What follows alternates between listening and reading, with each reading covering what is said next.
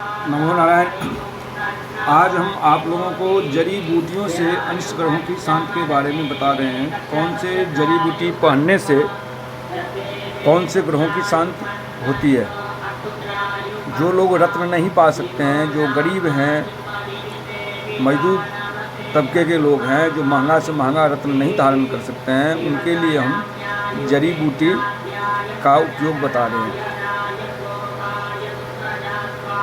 जैसे अगर किसी का सूर्य पीड़ादायक हो, जब आप किसी पंडित से पूछते हैं या अपना जन्म पत्र का चेक कराते हैं, जिसमें कहते हैं जब आपका सूर्य पीड़ादायक हो, तो अगर आप रत्न पाने के लिए पंडित जी बोलते हैं, अगर आप रत्न नहीं पा सकते हैं तो बेलपत्र की जड़ गुलाबी डोरे में रविवार को धारण कर सकते हैं। अगर कहते हैं पंडित जी आपका चंद्र पीड़ादायक है, तो खीरनी, जिसे खीरनी भी हम बोलते हैं, खीरनी की जड़ सफ़ेद डोरे में सोमवार को पा सकते हैं। अगर मंगल पीड़ादायक हो तो अनंतमूल की जड़ लाल डोरे में मंगलवार को पा सकते हैं। बुध अगर पीड़ादायक हो तो विधारा की जड़ को हरे डोरे में बुधवार को हम पा सकते हैं। अगर गुरु पीड़ादायक हो तो नारंगी या केले की जड़ पीले डोरे से गुरुवार को पा सकते हैं। अगर शुक्र पीड़ादायक हो तो सरपंखा या सरकंडे की जड़ सफ़ेद डोरे में शुक्रवार को धारण कर सकते हैं। अगर शनि पीड़ादायक हो तो बिच्छू की जड़ या सम्मी का जड़ काले डोरे में शनिवार को धारण कर सकते हैं। राहु अगर पीड़ादायक हो तो सफ़ेद चंदन नीले डोरे में बुधवार को धारण कर सकते हैं। केतु अगर पीड़ादायक हो तो अश्वगंध की जड़ आसमानी डोरे में गुरुवार को धारण कर सकते हैं। ये नवग्रह पीड़ा दायक जड़ी बूटी है।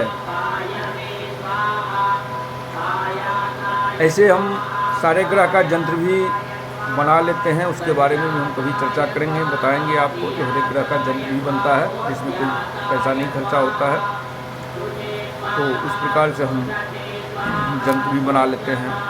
राहु का अगर नवग्रह का ही बनाना हो तो हम जो है नवग्रह का यंत्र बना करके जो 9 खाने होते हैं, उसमें पहले खाने में 8 नंबर दे करके ओम ह्रीं राहवे नमः लिखते हैं। दूसरे खाने में 1 लिख करके 1 अंक, 1 हिंदी का 1 अंक लिख करके ओम ह्रीं सूर्याय नमः लिखते हैं। तीसरे खाने में 6 लिख करके ओम ह्रीं शुक्राय नमः लिखते हैं।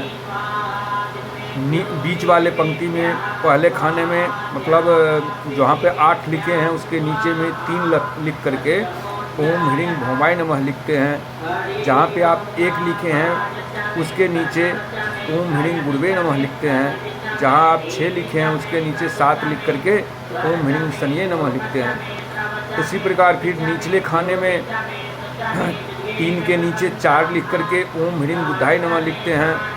जहाँ पे 1 के नीचे 5 लिखे हैं, 5 के नीचे 9 लिख करके ओम ह्रीं केतवे नमः लिखते हैं। और जहाँ पे 6 लिखे हैं, 6 के नीचे 7 लिखे हैं, उसके नीचे 2 लिख करके ओम सोम सोमाय नमः लिखते हैं। ये यंत्र अगर हम पा लेते हैं तो नवग्रह मतलब 9 ग्रह का इससे दमन होता है, नवग्रह जनित नष्ट फल दूर हो जाता है। ये कब बनाना चाहिए? तो चैत्र प्रतिपदा अक्षय तृतीया अभी आ रहा है, 10 तारीख को अक्षय तृतीया, दशहरा, दीपावली की रात, अयन काल यानी ग्रहण काल, सायन संक्रांति काल, पूर्णिमा, गुरुपुष्प योग, त्रिपुष्कर आदि योग भी शुभ मुहूर्त काल माने जाते हैं। इसमें हम नवग्रह यंत्र भी खुद ही बना सकते हैं। नमो नारायण।